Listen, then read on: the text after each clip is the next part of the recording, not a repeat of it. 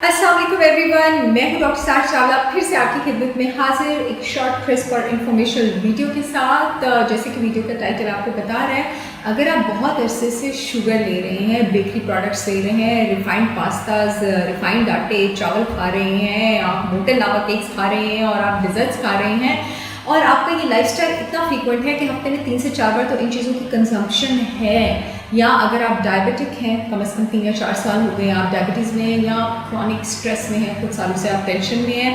वैसे तो आजकल स्ट्रेस किसको नहीं है, ठीक है, लेकिन अगर कोई ऐसी स्ट्रेस की सिचुएशन है जो कि आपकी डेली एक्टिविटीज़ पर हावी होती है, आपकी परफॉर्मेंस पर हावी होती है, आपकी फिजिकल हेल्थ पर हावी होती है और आपकी जो सिचुएशन है वर्सन होती जा रही है रिकमेंडेड मेडिकेशंस के बावजूद भी, तो कहीं ऐसा तो नहीं है कि कहीं आपके जिस्म में विटामिन B1 की बहुत ज़्यादा कमी हो गई है। जो स्ट्रेस सिचुएशन होती है वो आपके जिस्म से विटामिन B1 को वॉश आउट कर देता है। डायबिटीज़ की जो सिचुएशन होती है, विटामिन B1 आपकी बॉडी में ऑक्सीडेटिव केमिकल्स यानी जो जिस्म के सेल्स को नुकसान पहुंचा सकते हैं, टिश्यू ऑर्गन डैमेज कर सकते हैं, और एंटीऑक्सीडेंट्स के बीच बैलेंस जो है उसको मेंटेन रखता है। वो उसके बैलेंस जो डायबिटिक स्टेट होती है उसमें रिएक्टिव ऑक्सीजन स्पीशीज़, ये ऑक्सीडेंट्स बहुत ज़्यादा हो जाते हैं, तो उस केस में आपके जिस्म से B1 जो है वो कम होना शुरू हो जाता है। और अगर आप बहुत ज़्यादा रिफाइंड शुगर और कार्बोहाइड्रेट डाइट ले रहे हैं तो sugar it depletes B1 as well as zinc. मैंने अपनी जिंक वाली वीडियो में बताया था फ्रॉम योर बॉडी।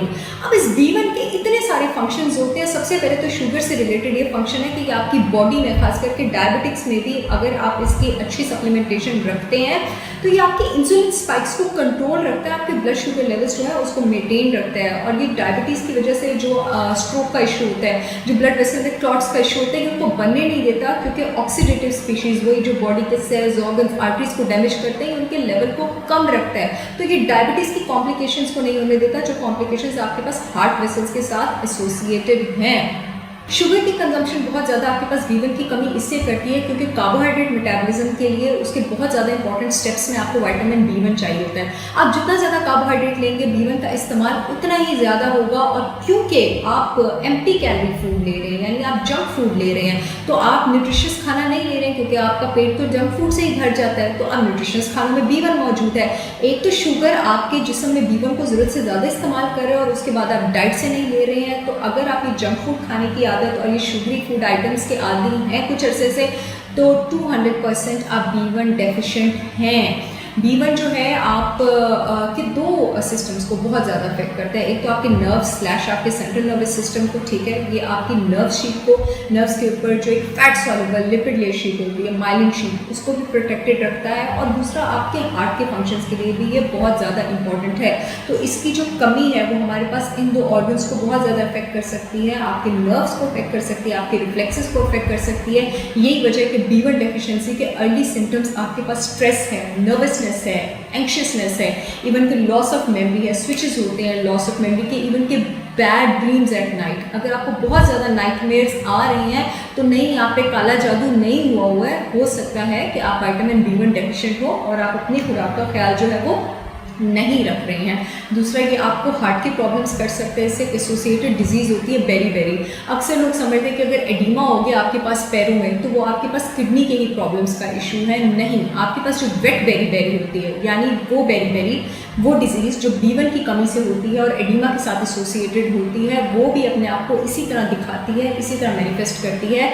जैसे आपके पास पैरों में एडिमा हो, उसी तरह का एडिमा जो कि आपके पास रीनल फेलियर और किडनी फेलियर में होता है, क्योंकि वेट बेरी में आपके पास हार्ट अफेक्ट होता है, बॉडी में फ्लूइड बैलेंस अफेक्ट होता है, इस वजह से उसमें आपके पास एडिमा जो है वो भी होता है। अगर शॉर्टनेस ऑफ ब्रेथ है, खास करके सोते हुए, and that is associated with stress and bad eating lifestyle habits और अल्कोहल कंजम्पशन। अल्कोहल भी B1 को बॉडी से कम करता है। B1 की जस्ट होने की जो प्रोसेस है उसकी एक्टिवेटेड फॉर्म में उसको जो कन्वर्ट करने का प्रोसेस है ताकि वो जिस्म में अपने अच्छे फंक्शंस परफॉर्म कर सके, अल्कोहल जो है वो उस फंक्शन को स्टॉप कर देता है। अब हमारे पास अब करना क्या है? B1 प्रेजेंट किस में है? B1 आपके पास नेचुरल ग्रेन्स में आपके पास प्रेजेंट है, आपके पास seeds, black seeds, sunflower seeds, इनमें प्रेजेंट है। आपके पास सैल्मन जो फैटी फिश है, जितनी भी फैटी फिश की वैरायटी है इसमें आपके पास प्रेजेंट है। आपके पास ग्रीन पीज में प्रेजेंट है।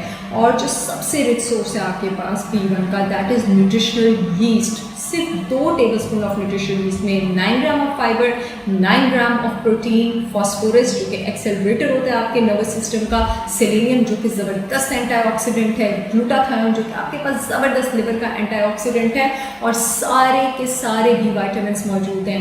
8-9 टाइप के बी वाइटामिन होते हैं आपके पास, और ये शाज़ो नादिरी रेयरली किसी एक फूड आइटम में मौजूद होते हैं, लेकिन न्यूट्रिशनल यीस्ट के आइटम है।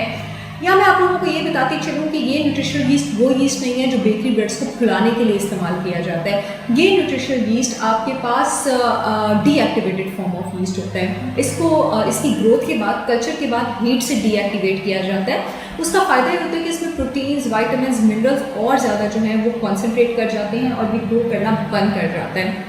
इसको वॉश किया जाता है, ड्राई किया जाता है। बहुत कम लोग आप में से इससे फेमिलियर होंगे। बहुत मज़े का होता है, बिल्कुल चीज़ी इसका अरोमा भी है, और जिन लोगों को चीज़ पसंद है उनको बहुत पसंद आएगा। फ्लेक्स और पाउडर की फॉर्म में अवेलेबल होता है। चीज़ी नटी फ्लेवर होता है। अपनी ओट मील में डालें, सैंडविचेस में डालें, सैलड्स में डालें, अपनी जो है दाल है उसके ऊपर इसको स्प्रिंकल करें, अपनी बोन ब्रॉथ में डालें, आप पॉपकॉर्न्स के ऊपर डालें 2 टेबलस्पून इसके, 1 टेबलस्पून आप कोकोनट के, मैं अपनी पर्सनल फेवरेट रेसिपी बता रही हूँ। कोकोनट आप ऑयल का डालें, इसको आप अवन में गर्म करें, इतना मज़े का आपके पास ये बनेगा।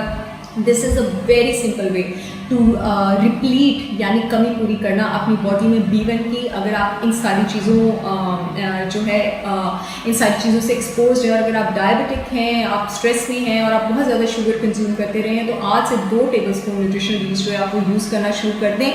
कोई भी सप्लीमेंट लेने से पहले ख्याल रखिएगा कि जो आपके पास मोस्टली सप्लीमेंट्स होते हैं उसमें सिंथेटिक B1 वाइटामिन होता है। सिंथेटिक आपके पास B1 की जो केमिकल नाम होता है that is TPP, thiamine pyrophosphate. Synthetic में आपके पास या थायमिन हाइड्रोक्लोराइड होता है या थायमिन मोनोहाइड्रेट होता है। सिंथेटिक आपने मोस्टली उस सूरत में लेना है जब आपके पास देयर इज़ न्यूरोपैथी, ठीक है, पेरिफेरल न्यूरोपैथी यानी टिंगलिंग शुरू हो गई है, पेन शुरू हो गई है, पेरिफेरल यानी पेरिफेरल्स में, फिंगर टिप्स में, टोज में, क्योंकि मैंने आपको बताया B1 आपके नर्वस सिस्टम को बहुत इफेक्ट करता है। उस केस में आपने जो सप्लीमेंट लेना है वो है बेनफोटामीन। बेनफोटामीन आपके पास एक फैट सॉल्युबल B1 वाइटामिन होता है, क्योंकि जो आपकी नर्व्स होती हैं वो एक फैट सॉल्युबल, एक लिपिड की, फैट की लेयर माइलिन शीट से प्रोटेक्टेड होती हैं। तो वो जो बेनफोटामीन सिंथेटिक सप्लीमेंट होता है, क्योंकि वो फैट सॉल्युबल होता है, वो नर्व शीट्स को क्रॉस करके अपना एक्शन परफॉर्म कर सकता है। अदरवाइज B1 एक वाटर सॉल्युबल वाइटामिन है। तो अगर ये सिम्टम है आपको पेरिफेरल न्यूरोपैथी का, तो आप ये यूज़ कर सकते हैं। कुछ क्लाइंट्स मुझे अक्सर कहते हैं कि हमारी फिंगर टिप्स बहुत ज़्यादा कोल्ड हो जाती हैं और हमें आयरन की कमी नहीं है। B1 की डेफिशिएंसी से ये भी होता है। इसको रेनॉल्ड्स फिनोमेना कहते हैं। होता उसमें क्या है कि जो B1 है, जब उसकी कमी आपकी बॉडी में होती है तो आप में एबिलिटी नहीं रहती ग्रेविटी और टेम्परेचर का जो स्ट्रेस है उसको बर्दाश्त करने की। उस वजह से जो आपका ब्लड है वो एक्यूमुलेट कर जाता है फिंगर टिप्स में, and you know this kind of symptoms then.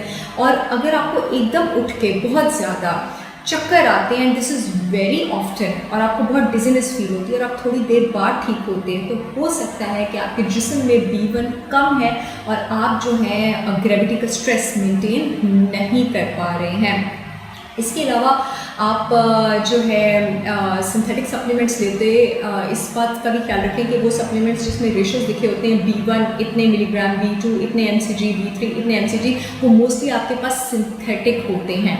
Alright, तो नेचुरल सप्लीमेंट्स का या तो आप इस्तेमाल करें, फूड बेस्ड सप्लीमेंट्स का इस्तेमाल करें, या फिर आप अपनी डाइट में न्यूट्रिशनल यीस्ट को यूज़ करें।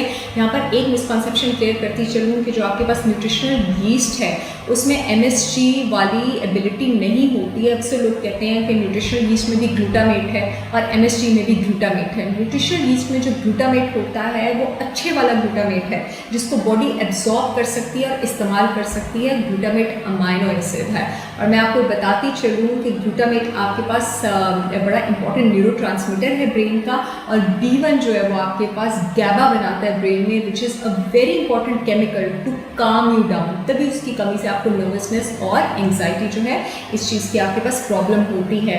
न्यूट्रिशनल यीस्ट में सारे के सारे अमाइनो एसिड्स हैं। ये बात इससे पहले मैंने मिल्क के बारे में की थी, यानी वो सारे अमाइनो एसिड्स जो मेरा जिस्म नहीं बना सकता, और वो अगर मैं इसके 2 टेबलस्पून ले लूँ तो मैं उनको ले सकती हूँ और मेरी बॉडी को एक कंप्लीट प्रोटीन की ग़िज़ा मिल सकती है।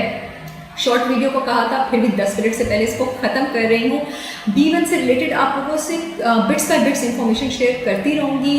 अब आपको पता है, अगर शुगर है, स्ट्रेस है, डायबिटीज़ है, तो आपको किस चीज़ का इस्तेमाल आज से शुरू करना है। इंशाल्लाह आप लोगों से बहुत जल्द एक और इन्फॉर्मेशन वीडियो के साथ मुलाकात होगी। तब तक के लिए मुझे इजाज़त दें। अल्लाह हाफ़िज़।